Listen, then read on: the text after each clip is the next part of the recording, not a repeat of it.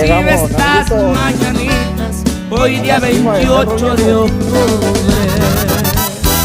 Y muchísimas gracias, San Juditas Tadeo, por todo lo bueno que me das y todo lo malo que me quitas. Y esta es otra de las composiciones, viejo.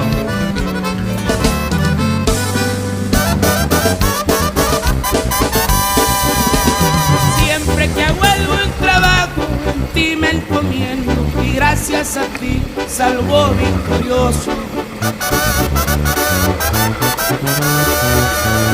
Vas conmigo a donde sea y hacia mi cartera, también en mi piel me tatué tu rostro. Mi San Juditas Tadeo, te canto y te ruego, bendice mi vida y también mi trabajo. Gracias.